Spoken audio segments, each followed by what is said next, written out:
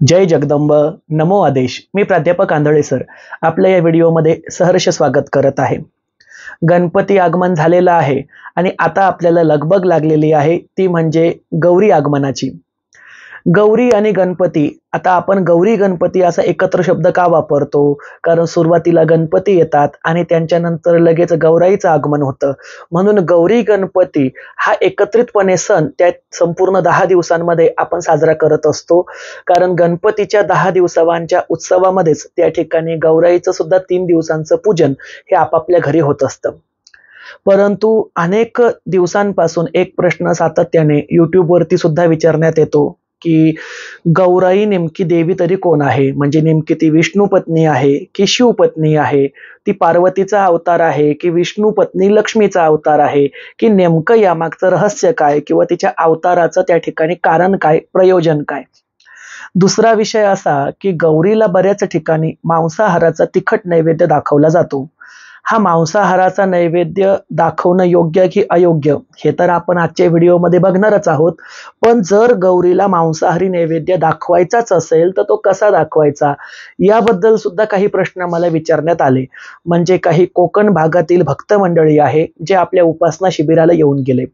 त्यांनी मला प्रश्न विचारला की सर, आमच्या कुटुंबामध्ये पिढी दर पिढी गेल्या शेकडो वर्षापासून गौरीला मांस मटणाचाच नैवेद्य दाखवतात, मांसाहारी नैवेद्यच दाखवतात आणि आम्ही आमची पद्धत अजिबात बदलू शकत नाही। म्हणजे आम्हाला गौराईला मांसाहारी नैवेद्यच पुढे सुद्धा दाखवायचा आहे आणि जर धर्मशास्त्र म्हणत असेल की गौरीला मांस मटण दाखवलं नाही पाहिजे, मग आमच्यासारख्या लोकांनी नेमकं काय करायचं? तर आम्हाला प्रॉपर पद्धतीनुसार गौरीला जर मांस दाखवायचंच असेल तर कसं दाखवायचं हे आम्हाला समजावून सांगा। त्यामुळे आजच्या व्हिडिओमध्ये मी ज्या भक्तांना गौराईला मांसाहारी नैवेद्य द्यायचाच असेल त्यांनी तो कुठल्या पद्धतीने द्यावा हे सुद्धा सविस्तर सांगणार आहे। सुरुवातीला आपण गौरीच्या उत्पत्तीबद्दल बोलूया। बघा, गौरीला विदर्भामध्ये महालक्ष्मी सुद्धा म्हटलं जातं। मग ही गौरी किंवा गौराई किंवा महालक्ष्मीचा जो काही सण आहे हा प्रामुख्याने 3 दिवस साजरा केला जातो आणि हा जो सण आहे हा प्रामुख्याने त्या ठिकाणी नक्षत्र प्रधान असा सण आहे। म्हणजे जो नक्षत्रावर साजरा केला जातो। एखाद्या वेळेला काय असतं की तिथीवरती एखादा सण असतो, तारखेवरती एखादा सण असतो, पक्षावरती किंवा त्या ठिकाणी मासावरती, मास म्हणजे त्या ठिकाणी असणाऱ्या महिन्यावरती तो सण ठरत असतो। तर इथे गौराई जी काही आहे ही गौराईचा सण हा त्या ठिकाणी नक्षत्र प्रधान आहे, म्हणजे नक्षत्रावर ठरवला जातो। बघा, प्रमुख 3 नक्षत्र आहे या गौराईच्या आगमनाचं नक्षत्र वेगळं, पूजनाचं वेगळं आणि विसर्जनाचं वेगळं। गौरीचं जे आवाहन केलं जातं, आगमन होतं ते अनुराधा नक्षत्रावरती होतं। गौरीचं जे पूजन असतं म्हणजे आपण तिला जे जेवखाऊ घालतो, तिचा जो महानैवेद्य असतो ते त्या ठिकाणी ज्येष्ठ नक्षत्रावरती होतं आणि गौरीचं विसर्जन म्हणजेच महालक्ष्मी हलवणे किंवा गौराईला वाटी लावणे म्हणतात हे त्या ठिकाणी मूळ नक्षत्रावरती होतं। अनुराधावर आगमन, ज्येष्ठ नक्षत्रावर पूजन, मूळ नक्षत्रावरती विसर्जन, असा प्रामुख्याने 3 दिवस चालणारा 3 नक्षत्रांचा हा सण आहे। आता या ठिकाणी पहिला प्रश्न मी सांगतो की जो विचारण्यात विदर्भातील लोकांनी जास्त करून विचारलेला आहे की मी मागच्या वर्षी व्हिडिओ टाकला होता की गौराई नेमकी कोण? त्यावरती काही जण म्हणाले, आमचे विदर्भातील म्हणजे आमच्या देऊळगाव राज्यातील स्थानिक जाणकार लोक, की आपण त्या देवीला महालक्ष्मी म्हणतो। म्हणजे देऊळगाव राज्यामध्ये आणि बुलढाणा जिल्ह्यामध्ये जास्त करून गौरीला, जसं पुण्याकडे गौरी गणपती म्हणतात, मुंबई कोकण किनारपट्टीमध्ये गौराई म्हणतात किंवा गवर म्हणतात, तर आमच्या बुलढाणा जिल्ह्यामध्ये तिला महालक्ष्मीच म्हटलं जातं। घरोघरी म्हटलं जातं की आपल्या घरी महालक्ष्मी आल्या। तर जाणकार मला असं म्हणाले की सर, तुम्ही जे विश्लेषण केलं ते तर छान, परंतु आम्हाला हे विचारायचं आहे की तिला जर आपण महालक्ष्मी म्हणतो, मग ती महालक्ष्मी असताना ती विष्णूची पत्नी समजायची की शिवाची पत्नी, म्हणजे लक्ष्मी की पार्वती? याबद्दल सखोलपणे आम्हाला तुम्ही मार्गदर्शन करा। हा मागच्या वर्षी मला विचारलेला प्रश्न आहे, यावर्षी मी त्याचं उत्तर सुद्धा देतो।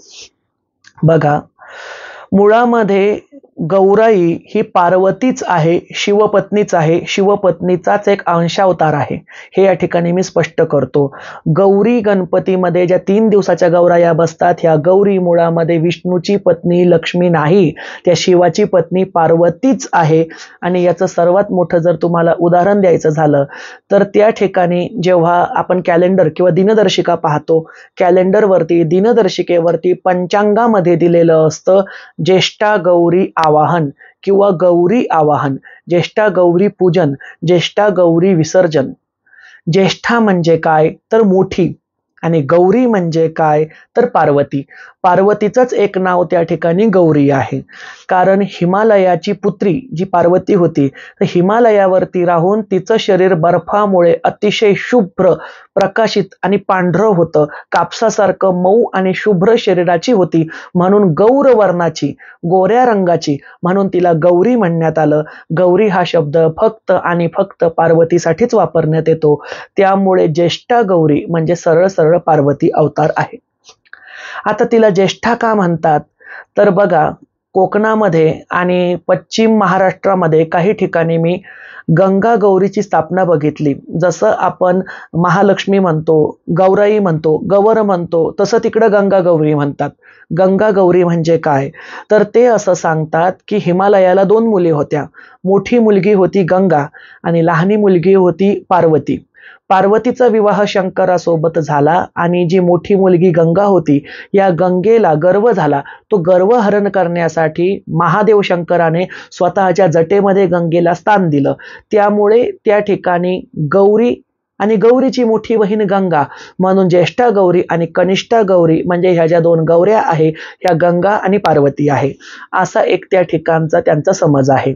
हा सुद्धा समज आपण मान्य करूया. हाही तर्क काही अंशी बरोबर असू शकतो. मला जे त्या ठिकाणी माझं मत वाटतं ते मत असं की महादेवाच्या 2 पत्नी, सुरुवातीचा प्रथम अवतार म्हणजे दक्ष प्रजापतीची मुलगी सती. सतीसोबत महादेवाचा विवाह झाला होता आणि या सतीने स्वतःच्याच पित्याच्या होमामध्ये उडी मारून स्वतःच्या प्राणाची आहुती दिली होती, म्हणजे आत्मदहन केलं होतं. आणि ह्याच सतीने दुसरा अवतार हिमालयाच्या पोटी उमा म्हणून म्हणजेच पार्वती म्हणून घेतला आणि तिने पुन्हा शंकरासोबत विवाह केला. म्हणजे पार्वतीचंच पूर्वजन्मातील नाव जे सती आहे, तर ज्येष्ठा गौरी म्हणजे सती आणि कनिष्ठा गौरी म्हणजे पार्वती. हा सुद्धा तर्क त्या ठिकाणी मला बरोबर वाटतो.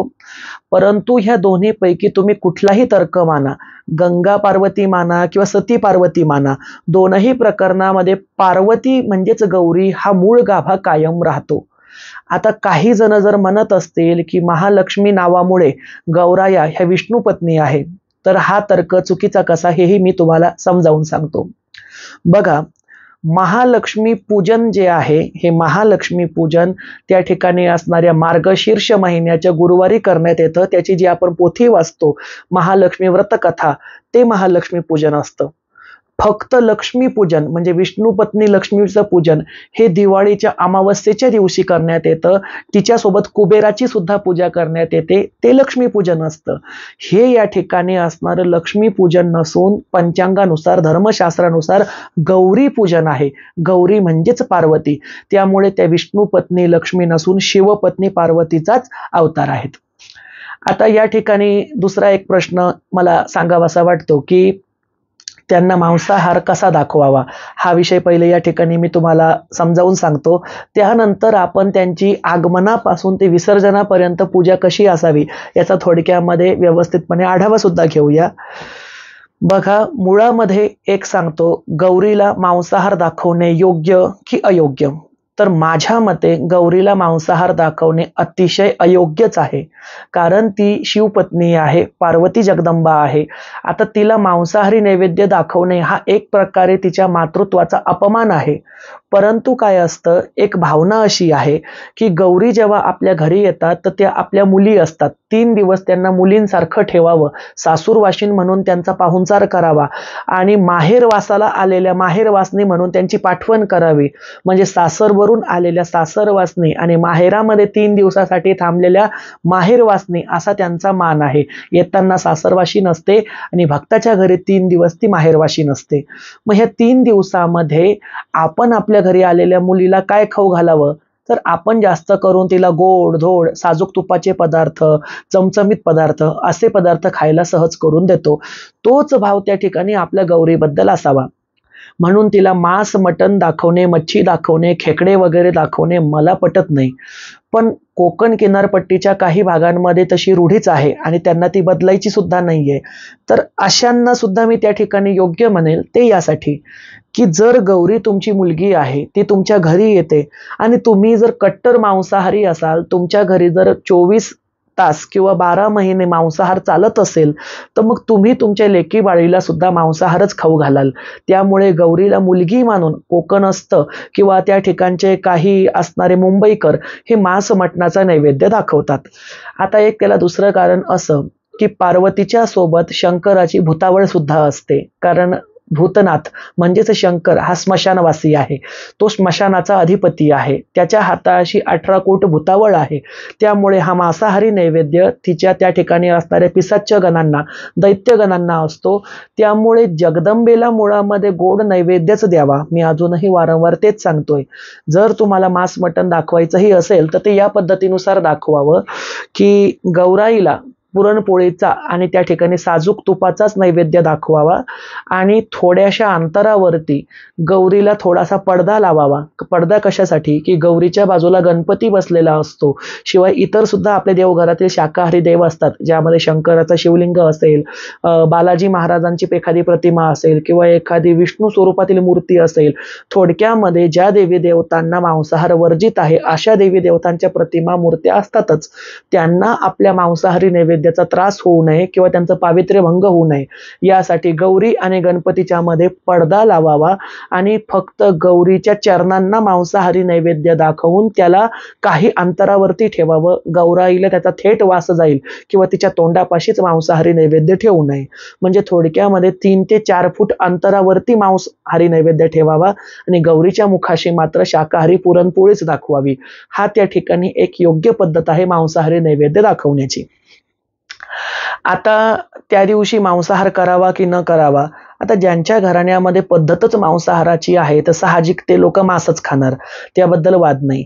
परंतु त्या ठिकाणी कुळजात पद्धतीनुसार त्यांनी मांसाहारी कुळाचार स्वीकारल्यामुळे गौराई त्या ठिकाणी मांसाहारी नैवेद्य स्वीकारून सुद्धा अशा भक्तांना आशीर्वादच देते. याचं उदाहरण जर द्यायचं झालं तर गौराई जशी पार्वती अवतार आहे त्याच पद्धतीनुसार पार्वती अवतार म्हणजे श्री तुळजापूरची भवानी माता, जी अखिल महाराष्ट्राची कुलस्वामिनी आहे. तुळजापूरच्या भवानी मातेला जरी शाकाहारी नैवेद्यच असला तरी दररोज तिच्या चरणांना मांसाहारी नैवेद्य सुद्धा दाखवण्यात येतो, जो तिने मारलेल्या दैत्याचं प्रतीक आहे. कुकुर नावाच्या दैत्याला हा मांसाहारी नैवेद्य असतो, ज्याला आपण प्रतिकात्मक महिषासूर सुद्धा म्हणतो. त्यामुळे जगदंबेच्या कुठल्याच स्वरूपाला मांस मटण चालत नाही, परंतु तिच्या दैत्यासाठी आपण जे मांस दाखवतो ते जगदंबा स्वीकारते. त्याच पद्धतीनुसार ज्यांच्या कुळाचारामध्ये खरोखरच गौराईला मांसाहारी दाखवण्याची पद्धत असेल त्यांनी ते दाखवलेलं गौरीला चालतं, त्यांना ती भरभरून आशीर्वाद सुद्धा देते. हे मी या ठिकाणी का सांगितलं, कारण की एका जणाने मला प्रश्न विचारला की गौरी जर शाकाहारी आहे मग जे लोक तिला मांसाहार दाखवतात ती त्यांचं वाटोळं का करीत नाही किंवा त्यांना शिक्षा का देत नाही. तर ते वाया जात नाहीच आहे ना. जसं बघा, आपण पात्रामध्ये संपूर्ण गोड पदार्थच वाढले, परंतु कोणी पात्रामध्ये एक घास जरी तिखट चटणी वाढली तर त्या तिखट चटणीचं सुद्धा वेगळं महत्व असतं. त्या पद्धतीनुसार गौरी जरी शाकाहारी असली, शांतप्रिय देवता असली, त्या ठिकाणी असणारी सात्विक देवता असली, तरी तिच्या चरणांशी दैत्य आहे, भूतावळ आहे, राक्षसगण आहे, तामसिक दैवत आहे. या तामसिक दैवतांसाठी तो मांसाहारी नैवेद्य गरजेचा असतो. म्हणून गौराई तो मांसाहारी नैवेद्य त्यांना देते आणि ज्या भक्तांच्या घरी शाकाहारी आहे ती मात्र शाकाहारीच जेवते. त्यामुळे मांसाहारी नैवेद्य दाखवणाऱ्या भक्तांची पद्धत सुद्धा चुकीची नाही. फक्त पडदा ठेवावा, पडदा ठेवून नैवेद्य दाखवावा, 3 ते 4 फूट अंतरावरून दाखवावा, एवढा नियम मात्र काटेकोरपणे पाळावा. आता गौरी पूजन कसं करावं हे तर प्रत्येक गावची पद्धत वेगवेगळी आहे, तरी आपण एक आराखडा घेऊया.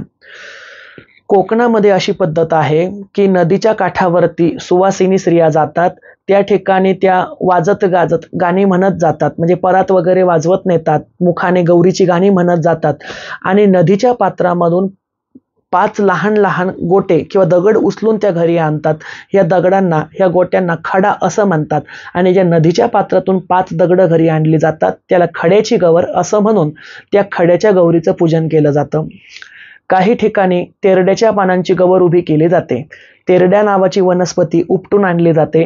तेरडा वनस्पतीला एखाद्या पॉटमध्ये किंवा एखाद्या भांड्यामध्ये व्यवस्थित रोवून तिलाच साडी वगैरे नेसवून त्या तेरड्याच्या झाडालाच गौरीचा मुखवटा बांधला जातो किंवा पोस्टर चिपकवलं जातं आणि तिची पूजा 3 दिवस केली जाते. काही ठिकाणी त्या ठिकाणी मडक्यांची उतरंड तयार करून त्यापासून सुद्धा गौराई तयार केली जाते. म्हणजे 5 किंवा 7 मडकी जी वरतून खालच्या दिशेला मोठी होत जातात अशी एकावर एक मडकी रचून या उतरंडीला साडी वगैरे नेसवून मुखवट्यालाच त्या ठिकाणी नाक डोळे कोरले जातात. ही सुद्धा पद्धत आहे. गंगा गौरी स्वरूपामध्ये त्या ठिकाणी 2 लोटे घेऊन त्या लोट्यांवरती नारळाचा मुखवटा तयार केला जातो आणि नारळाच्या गवर बसवल्या जातात. ही सुद्धा काही ठिकाणची पद्धत आहे. काही ठिकाणी पितळी किंवा चांदीचे मुखवटे स्थापन केले जातात आणि त्या ठिकाणी कोथळ्यांवरती म्हणजेच कोठींवरती स्टँडवरती गौरी उभ्या केल्या जातात. ही सुद्धा पद्धत आहे. आणि बहुतांशी प्रसिद्ध पद्धत म्हणजे शाडूच्या मातीचे प्लॅस्टर ऑफ पॅरिसचे सुबक मुखवटे आणून त्यावरती गौराई उभ्या केल्या जातात. आता ह्या एवढ्या मोठ्या ज्या आपण पद्धती गौराईच्या पाहिल्या, प्रत्येकच पद्धत तिच्या तिच्या ठिकाणी योग्य आहे. कारण परमेश्वर हा भावाचा भुकेला आहे. तुम्ही गवर नारळावरती उभी करा, प्लॅस्टर ऑफ पॅरिसची उभी करा, पितळाची उभी करा किंवा चांदीची किंवा इतर धातूची उभी करा. तुमच्या मनामध्ये जो त्या ठिकाणी गौरीला माहेर वासनीपणाचा भाव आणून तिची पूजा करणे हा हेतू आहे, हा हेतू तिला महत्वाचा. त्यामुळे सर्वच पद्धती आपापल्या ठिकाणी अगदीच योग्य आहे. अगदी मी तुम्हाला सांगतो, एका ठिकाणच्या गौरी तर मी एवढ्या दुर्मिळ पाहिल्या की चक्क 2 वाट्या होत्या, ज्या वाट्यांमध्ये आपण काहीतरी खीर वगैरे पदार्थ खातो अशा वाट्या, आणि वाट्यांनाच एवढं सुंदर पद्धतीने सजवलेलं होतं आणि वाट्यांच्या 2 गौरी तयार केल्या होत्या ज्या आकाराने अगदीच लहान होत्या. तर मी एवढं सुद्धा म्हटलं की हे तर अगदी खेळ भांड्यांसारखं वाटतं. तर त्या लोकांनी सांगितलं की आमच्या घरची पद्धतच अशी आहे, आम्ही यांना गंगा गौरी म्हणतो आणि त्या वाटींपासून तयार केलेल्या गौरीला मांसाहारी नैवेद्य दाखवायचे. सर्वच पद्धती योग्य आहे. आता आपण आगमनाची सुरुवात कशी करायची तिथून बघूया. आणि या ठिकाणी मी जे मुखवटे असतात, मुखवट्यांना ग्राह्य धरून पद्धत सांगत आहे. प्रत्येक गावची पद्धत वेगवेगळी असू शकते. सर्वात प्रथम बघा, मुहूर्तावरती गौरींना घरामध्ये आणावं. म्हणजे मुहूर्त बघावा. मुहूर्तामध्ये घरामधील कुमारिकेच्या हातामध्ये किंवा सुवासिनीच्या हातामध्ये एका ताटामध्ये गौरीचे मुखवटे ठेवावे. गौरीच्या मुखवट्यासोबतच त्यांची पिल्लावळ सुद्धा असते बरं का. ही जी काही पिल्लावळ आहे, ही पिल्लावळ त्या ठिकाणी गौरीची बालकं मानण्यात येतात. म्हणजे एक मुलगा असतो आणि एक मुलगी असते. मुळामध्ये आता हाही प्रश्न विचारण्यात येतो की तो मुलगा आणि ती मुलगी म्हणजे नेमके कोण? तर एक मान्यता अशी आहे की ती मुलगी म्हणजेच पार्वतीने तयार केलेली स्वतःची मानस कन्या अशोक सुंदरी आहे. दुसरी एक मान्यता अशी की ती मुलगी म्हणजे शंकराची मानस कन्या नागमाता मनसा देवी आहे. तर तो जो मुलगा आहे तो मुलगा त्या ठिकाणी विनायक आहे, म्हणजेच गणपती आहे. काही जण त्याला परशुराम सुद्धा म्हणतात. आता सांगायचा उद्देश काय, परशुराम असो किंवा गणपती, अशोक सुंदरी असो किंवा त्या ठिकाणी असणारी मनसा, हे थोडक्यात काय शिवपरिवाराशी संबंधित देवता आहे. इथे सुद्धा हाच विषय क्लिअर होतो की गौराई म्हणजे दुसरी तिसरी कोणी नसून शंकर पत्नी पार्वतीचा अवतार आहे किंवा ती पार्वतीच आहे. अवतार म्हणण्यापेक्षा थेट पार्वती आहे. आता बघा, मुखवटे गौरीचे, गौरीच्या मुखवट्यांसोबतच पिल्लावळांचे मुखवटे आणि त्यांना त्या ठिकाणी ब्लाऊज पीसने किंवा एखाद्या त्या ठिकाणी जरीच्या काठाने त्यांच्या डोक्यावरती झाकून टाकतात. कपाळ उघडं ठेवू नये असं म्हणतात. आणि आपल्या दाराच्या तुळशी वृंदावनापासून ते आपल्या घरापर्यंत थाळी वाजवत किंवा एखादं वाद्य वाजवत त्यांना नामघोषाचा गजर करत दारापर्यंत आणलं जातं. अशा वेळेला शक्यतोवर तिथे विचारतात, कोण आली रे, कोण आली? बाकीचे म्हणतात गौराई आली. त्यानंतर समोरचा व्यक्ती घरातील विचारतो, कशाच्या पावलानं आली? ज्याच्या हातामध्ये मुखवटे असतात ती व्यक्ती म्हणते, सोन पावलाने आली. आता ही पद्धत प्रत्येक ठिकाणची वेगवेगळी आहे बरं का. म्हणजे इथे कोण काय म्हणत असेल, कोण काय म्हणत असेल. आमच्या इकडे असं म्हणतात, कोण आलं रे, कोण आलं? दारातील व्यक्ती म्हणते महालक्ष्मी आली. मग ते म्हणतात कशाच्या पावलानं आली? मग धनधान्याच्या पावलाने आली, सुखाच्या पावलाने आली, बरकतीच्या पावलाने आली, सोन्याच्या पावलाने आली, चांदीच्या पावलाने आली, लेकराच्या पावलाने आली. असे निरनिराळी थोडक्यात बरकतीची उदाहरणं त्या ठिकाणी दिली जातात. आता अशा गौराई दारामध्ये आल्यावर त्यांना घरातील कर्ती स्त्री म्हणजेच ज्येष्ठ स्त्री ही समोरच्या ज्या महिलांनी हातामध्ये ते मुखवटे उचलून धरले असतील त्यांच्या पायावरती सर्वात प्रथम दूध ओतते किंवा पाणी ओतते आणि त्यांच्या चरणांना हळद कुंकू लावते. नंतर गौराईच्या मुखवट्यांना हळद कुंकू लावते. ज्या व्यक्तीने गौराईचे मुखवटे हातात पकडले असतील अशा व्यक्तींच्या कपाळाला कुंकवाचा टिळा लावते आणि गौराईच्या मुखवट्यांचं पिल्लावळासहित आणि ज्या व्यक्तीने हातामध्ये ताट पकडलं आहे अशा व्यक्तीसहित औक्षण करण्यात येतं आणि नंतर त्यांना घरामध्ये घेण्यात येतं. या ठिकाणी घरामध्ये ते व्यक्ती आल्याच्या आधी त्या व्यक्तीच्या समोर हळदीने आणि कुंकवाने हातांचे छापे काढले जातात. हे हातांचे छापे त्या तुळशी वृंदावनापासून ते जिथे गौरायांचं स्टेज तयार केलेलं आहे, आरास तयार केलेली आहे तिथपर्यंत काढले जातात. अशा पद्धतीनुसार गौराईला घरात घेतलं जातं. गौरीला मुखवटे घरात घेऊन विशिष्ट एका पवित्र ठिकाणी किंवा देवघरापाशी तिची पाटावरती किंवा चौरंगावरती तात्पुरती स्थापना करण्यात येते. आता या ठिकाणी सुद्धा एक सांगतो, आमच्या भागामध्ये ज्या वेळेला गौराईचे मुखवटे घरात आणतात त्यावेळेला त्या मुखवट्यांच्या खाली गहू आणि तांदूळ टाकलेले असतात. काही ठिकाणी त्या ठिकाणी एक खणी सामान म्हणजे एक खोबऱ्याचा तुकडा, खारकेचा तुकडा, बदाम, सुपारी आणि हळकुंड एवढंच सामान ठेवून घरात घेतलं जातं. प्रत्येक ठिकाणची पद्धत वेगळी आहे. आता घरामध्ये घेऊन तिला त्या ठिकाणी चौरंगावर किंवा पाटावरती बसवलं की त्या ठिकाणी निरनिराळ्या फळांनी आणि फुलांनी आणि झाडांच्या पत्रांनी तिची पूजा करायची असते. जसं आमच्या बुलढाणा जिल्ह्यामध्ये आघाडा नावाच्या वनस्पतीची पानं आणून दुर्वा आणि आघाडा या 2 वनस्पतींनी तिचं पूजन केलं जातं. तिची ओटी भरल्या जाते, त्या ठिकाणी तिला ती फुलं वाहिली जातात आणि तिची एक साधी आरती केल्या जाते. दुर्गे दुर्गट भारी किंवा तुम्हाला जी कुठली आरती येते ती आरती त्या ठिकाणी देवीची म्हटल्या जाते. यानंतर लगबग सुरू होते ती म्हणजे गौराईला सजवण्याची. मग तुमच्याकडे कोठी असो, कोथळे असो किंवा त्या ठिकाणी असणारे फायबरचे स्टँड असो, या स्टँडला त्या ठिकाणी सुंदर अशा 6 वारी साड्या नेसवल्या जातात. आता तर हल्ली 9 वारी साड्या सुद्धा नेसवत आहेत, पेशवाईची पैठणी सुद्धा नेसवत आहेत. आपापल्या ऐपतीप्रमाणे भक्त तिला स्वतःच्या ऐपतीप्रमाणे साड्या नेसवतात, दागदागिने घालतात आणि त्यानंतर वाजत गाजत त्या ठिकाणी गौराईचे मुखवटे उचलून त्या कोठीवरती स्थापन केले जातात, स्टँडवरती स्थापन केले जातात. आता हे सर्व त्या ठिकाणी झालं, परंतु या ठिकाणी मला एक सांगावंसं वाटतं की हे मुखवटे आपण त्या स्टँडवरती स्थापन केल्यावर आपण एक विधी मात्र नक्की करावा की गौराईच्या छातीवरती उजवा हात ठेवून 15 वेळेला ओंकाराचं उच्चारण करावं. जे मी गणपतीच्या व्हिडिओमध्ये सुद्धा सांगितलं होतं. हे 15 वेळेला ओंकाराचं उच्चारण हे त्या ठिकाणी पंचदश संस्काराचं प्रतीक आहे. म्हणून ते पंचदश संस्कार 15 प्रकारचे संस्कार म्हणून 15 वेळेला ओंकाराचं उच्चारण गौरीच्या छातीवरती हात ठेवून नक्की करावं. आता त्यानंतर तुम्हाला स्त्री सुक्त येत असेल तर स्त्री सुक्ताचे 5 असेल, 7 असेल किंवा 16 असेल असे पाठ करावे. स्त्री सुक्त येत नसेल तर मोबाईलवरती किंवा स्पीकरवरती ते अखंड लावून ठेवावं आणि त्या ठिकाणी गौराईची सजावट आणि इतर विधी सुरू ठेवावे. अशा पद्धतीनुसार त्या ठिकाणी सर्वसामान्य पद्धतीनुसार गौरायांची स्थापना होते. आता या गौरायांच्या स्थापनेमध्ये काही ठिकाणी त्यांना सोवळ्यामध्ये बांधण्यात येतं. सोवळ्यात बांधणं म्हणजे काय तर दोनही गौरायांना 16 पदरी दोरा हा दोन्ही गौरायांच्या कमरेमधून टाकून त्या दोन्ही एकमेकींशी जोडल्या जातात. ही पद्धत काही कुटुंबांमध्ये आहे, काही कुटुंबांमध्ये नाही. ज्यांच्याकडे असेल त्यांनी नक्की करावी. आता ज्या दिवशी स्थापना झाली त्या आवाहनाच्या दिवशी गौरीला भाजी भाकरीचा नैवेद्य दाखवण्यात येतो. आमच्या बुलढाणा जिल्ह्यामध्ये त्या ठिकाणी आंबाडीची भाजी आणि भाकर हा नैवेद्य असतो. कोकणी भागामध्ये मेथीची भाजी आणि भाकर हा नैवेद्य मी पाहिलेला आहे. काही भागांमध्ये शेपूची भाजी आणि भाकरी हा नैवेद्य सुद्धा मी बघितलेला आहे. तर आपापल्या प्रांतानुसार जी कुठली तुमची भाजी असेल तो भाजी भाकरीचा नैवेद्य तिला दाखवावा. नैवेद्याला पाणी फिरवावं. 2 वेळेला दिवसातून गौराईची आरती नक्की करावी. अशा पद्धतीनुसार त्या ठिकाणी पहिला दिवस पार पडतो. दुसरा दिवस असतो तो म्हणजे महानैवेद्याचा. महानैवेद्याच्या दिवशी गौराईला सकाळी त्या ठिकाणी फलाहार द्यावा, म्हणजेच अनारसे, लाडू, चकली, आपण जे काही गोडधोड पदार्थ घरामध्ये बनवले असतील ते गौराईच्या समोर ठेवून त्यांना पाणी फिरवून त्याचा नैवेद्य देवीला सकाळी द्यावा, म्हणजे हा त्यांची न्याहारी नाश्ता या स्वरूपातील प्रकार आहे.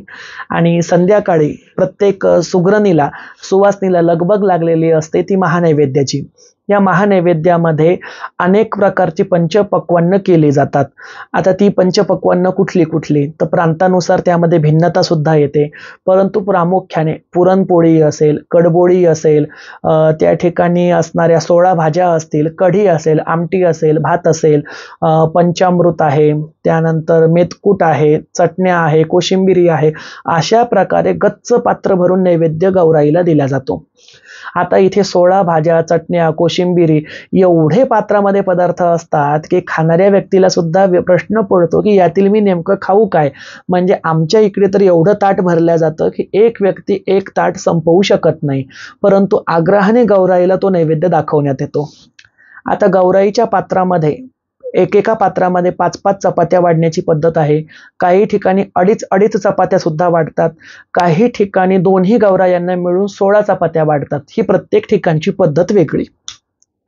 ज्या दिवशी तुम्ही गौराईला नैवेद्य दाखवला त्याच दिवशी तिला पानांचा विडा सुद्धा म्हणजे तांबूळ सुद्धा द्यावा लागतो आणि गौराईला त्या ठिकाणी धूप दीप दाखवून नैवेद्य दाखवल्यावर काही काळासाठी संपूर्ण घर बंद केलं जातं. त्या काळामध्ये गौरी सूक्ष्म रूपाने नैवेद्य ग्रहण करते असा समज आहे. आता या रात्री काही ठिकाणी गवर जागवली जाते, म्हणजे काही जणांच्या अंगामध्ये गवर येते, काही जण त्या ठिकाणी निरनिराळे खेळ खेळतात, गाणी गातात, काही ठिकाणी घरामधील बांगडी लपवून ठेवतात आणि ज्या व्यक्तीच्या अंगात गवर येते ती व्यक्ती ती बांगडी शोधते, हा सुद्धा प्रकार असतो. हे निरनिराळे प्रांतानुसार वेगवेगळे प्रकार गौराईच्या जेवणाच्या दिवशी केले जातात. काही ठिकाणी ते उठवायच्या दिवशी सुद्धा केले जातात, परंतु जेवायच्या दिवशी अधिक केले जातात. आता तिसरा दिवस येतो तो म्हणजे गौराईंना त्या ठिकाणी निरोप देण्याची म्हणजेच पाठवण करण्याची. पाठवण करायच्या दिवशी घरच्या भक्तांचे चेहरे नाराज असतात, कारण त्यांची लाडकी गौरी सासरी जाणार असते. तसेच गौरायांचे चेहरे सुद्धा नाराज असतात.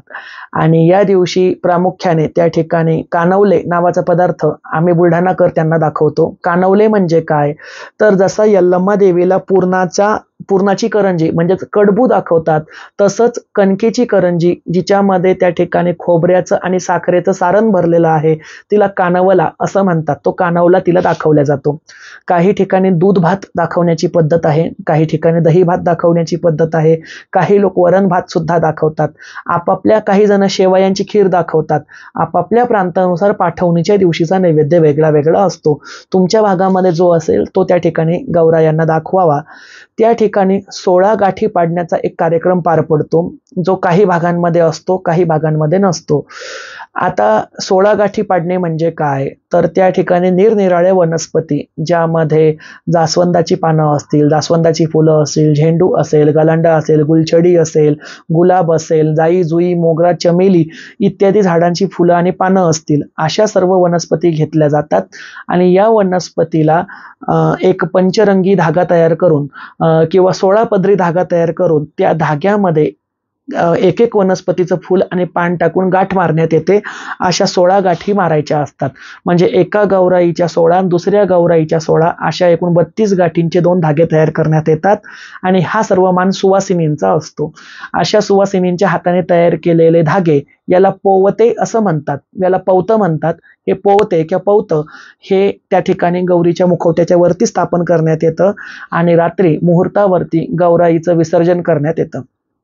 विसर्जन करताना गौरीचे मुखवटे व्यवस्थित काढण्याच्या आधी त्यांची आरती वगैरे केली जाते बरं का. त्यांना पुढच्या वर्षी लवकर या, स्वतःची काळजी घ्या असा एक निरोप सुद्धा त्या ठिकाणचे घरचे व्यक्ती देतात. अनेक सुवासिनी गौरी पाठवणीच्या वेळेला रडकुंडी येतात, रडून पडून त्यांना वाटी लावतात. आणि तुम्हाला चमत्कार सांगतो, काही काही ठिकाणच्या गौरी रडतात सुद्धा. हे मी डोळ्यांनी बघितलेलं आहे. याचं उदाहरण मला द्यावंसं वाटतं. माझी मुंबईची एक चेली आहे, म्हणजे महिला शिष्य आहे, जिचं नाव आहे गुलाबताई कडू. गुलाब कडू हिने मला तिचे व्हिडिओ पाठवले गौराईचे काही आणि फोटो पाठवले. चक्क गौरीच्या पाठवणीच्या दिवशी त्या प्लॅस्टर ऑफ पॅरिसच्या मुखवट्यातून अश्रू गळताना दिसतायत. साफपणे पाणी दिसतंय. मला सुरुवातीला वाटलं की हा प्रकाश असेल, पण जेव्हा मी ते निरखून पाहिलं तर दोनही डोळ्यांमध्ये अक्षरशः अश्रू होते. असा चमत्कार सुद्धा काही ठिकाणी बघायला मिळतो. आता एक गोष्ट मला त्या ठिकाणी विचारण्यात आली की मागे एकदा इथे कुठलं शहर बघा, पुसद शहरामध्ये एका मावशीच्या गौरी एका खोलीतून दुसऱ्या खोलीमध्ये चालत गेल्या आणि प्रगट झाल्या. हे होऊ शकतं का? यावरती सुद्धा मी एखादा व्हिडिओ नक्की बनवेल की हा नेमका प्रकार काय असतो. पण सध्या आपण पूजन आणि विसर्जनाबद्दल बोलत आहोत. तर त्या ठिकाणी मग गौरीला विसर्जन करण्यात येतं.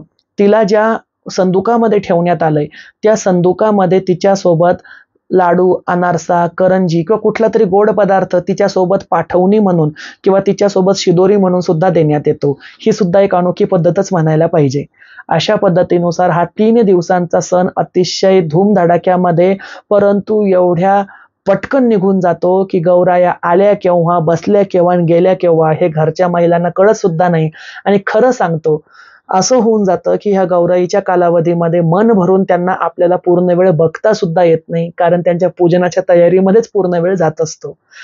या बाबतीमध्ये मी स्वतःला भाग्यवान समजेल की जगदंबा देवी संस्थान देऊळगाव राजा माझ्या राहत्या घरी 5 दिवसांच्या गौरी स्थापना असते. या 5 दिवसांच्या गौराया आणि यांचं वैशिष्ट्य असं की ह्या गौरी ज्या माझ्या आहेत, ह्या तुळजापूरची भवानी, माहूरगडची रेणुका आणि वणीची सप्तशृंगी या 3 जगदंबेच्या स्वरूपामध्ये तिघी जणींची स्थापना होते. माहूरगडची रेणुका आणि सप्तशृंगी यांच्या प्रतिकात्मक ज्या गौरी आहे माझ्या, त्यांचा मुखवटा सुद्धा सप्तशृंगी आणि रेणुकेप्रमाणे शेंद्री असतो. तर तुळजाभवानीचा मुखवटा हा त्या ठिकाणी पितळेचा असतो. अशा पद्धतीनुसार जगदंबेच्या स्वरूपातील गौरीची पद्धत महाराष्ट्रामध्ये फक्त आणि फक्त माझ्याच घरी आहे, याचा मला अभिमान सुद्धा वाटतो. आणि त्या गौरीच्या स्थापनेचे आणि त्या ठिकाणी पूजनाचा व्हिडिओ शक्य झाल्यास मी नक्की आपल्या चॅनलवरती अपलोड करेल. तोपर्यंत हा व्हिडिओ कसा वाटला ते मला नक्की कळवा. अशाच निरनिराळ्या चांगल्या माहितींसाठी आपल्या जगदंबा देवी संस्थान देऊळगाव राजा ह्या यूट्यूब चॅनलला लाईक करा, शेअर करा, सबस्क्राईब करा. आणखीन एक विषय सांगतो, आजच्या व्हिडिओमध्ये ना एवढ्या व्हरायटी तुम्हाला ऐकायला मिळाल्या असतील की नेमकं हे करावं की हे, असा नवख्यांना प्रश्न पडेल. पण यातील आपल्या प्रांताची जी पद्धत असेल त्या पद्धतीनुसार गौरी पूजन करावं. मी इथे संपूर्ण महाराष्ट्राच्या पद्धती सांगण्याचा प्रयत्न केला, त्यामुळे प्रत्येक भागाची पद्धत ही दुसऱ्या भागापेक्षा निराळी आहे. आपल्या भागाची जी पद्धत असेल त्या पद्धतीनुसार गौरी म्हणा, गवर म्हणा, गंगा गौरी म्हणा की बुलढाणाकरांसारखं महालक्ष्मी म्हणा, ते पूजन करूया. आणि आई महालक्ष्मीची म्हणजेच गौरीची कृपा तुमच्या आणि आमच्या कुटुंबावर राहो अशी गौरी चरणी प्रार्थना करतो. भेटूया पुढच्या व्हिडिओमध्ये. तोपर्यंत जय जगदंब, नमो आदेश.